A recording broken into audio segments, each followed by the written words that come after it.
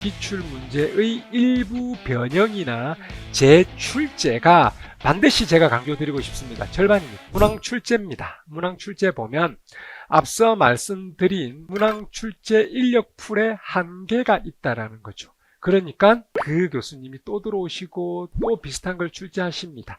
그래서 어쨌든 인력풀에 한계가 존재한다는 것도 맞고요. 책임감의 무게, 이 말을 잘 좀 기억하셔야 됩니다. 책임감의 무게라는 말은 뭐냐면 출제 유형이 들어가면 일단은 문제에 오류가 없어야 되고, 그리고 출제했을 때 누구나 봤을 때 문제가 좋다라는 건 기존의 중요한 토픽을 창의적으로 내는 게 중요한 거지, 내지 않은 구석의 문제를 끄집어내서 내는 것들, 그건 최악의 문제가 됩니다. 그러면 굉장히 많은 논란과 비난에 휩싸일 수가 있어요.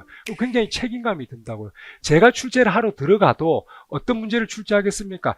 기존에 기출된 문제가 심화되거나 좀 더 다른 형태로 예쁜 모양으로 틀어진 거, 또는 틀어지만 그 틀어진 형태를 잘 알아보지 못하게 만드는 것들, 그런 문제가 최고의 문제입니다. 그리고 아주 어려운 문제를 내버리면 중간에 다 커터 당합니다. 그래서 여기에서 포인트로 말씀을 드리고 싶은 건 기출문제를 먼저 보셔라 라는 겁니다. 기출문제의 일부 변형이나 재출제가 반드시 제가 강조드리고 싶습니다. 절반입니다. 50%는 한번 기출문제를 모아두고 보세요. 여기 또 나왔네 이렇게 됩니다.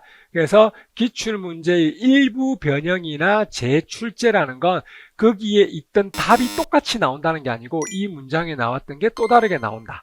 그래서 재출제가 50%를 차지하고요. 이건 기본적인 출제 원칙과도 부합합니다. 아예 기출문제를 다 배제하고 그 토픽들을 다 빼버리고 출제하면 출제할 게 없어요. 그래서 기출문제의 변형이나 재출제, 기출문제를 먼저 보셔라. 그러면 전공 기준으로 전공 점수에 50점 가져간다라는 거죠. 이 확장이라는, 심화 확장이라는 말은 기출문제의 토픽을 바탕으로 관련된 내용을 한 발짝 더 나가서 보자 라는 것들입니다. 그게 먼저 필요하다.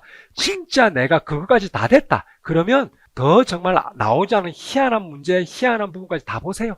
그렇게 하면 다 보실 수도 있다. 근데 이것 두 개만 해도 1년 기준으로 보면 공부하기에 벅차입니다. 그리고 이것까지 빼고 접하지 못한 문제들, 여기까지가 30%, 그럼 합하면 80%라고요. 그러면 80%이기 때문에 이것만 절대 틀리지 않고 맞춘다면 사실은 커트라인 합격점을 충분히 넘어가는 점수입니다. 여기에 20%는 새로운 문제라는 건 새로운 소스에 대한, 토픽에 대한 문제는 하나쯤 있을까 말까?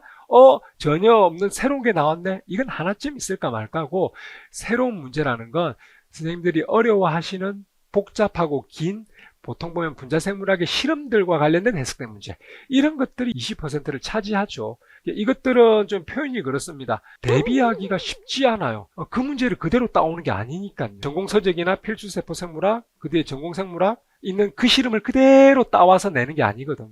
그러다 보니까 이 20%는 대비하기가 어려워요. 열심히 보시고 그때 창의적으로 잘 판단하고 문제를 푸시는 방법밖에 없다.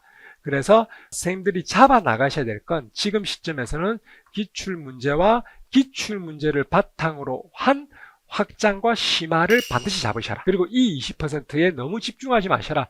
이걸 잡아가는 과정에서 사실은 어떻게 보면 이 20%는 같이 녹아 들어가는 부분입니다. 그래서 이렇게 먼저 출제를 보시고 요 공부를 먼저 하셔야 됩니다.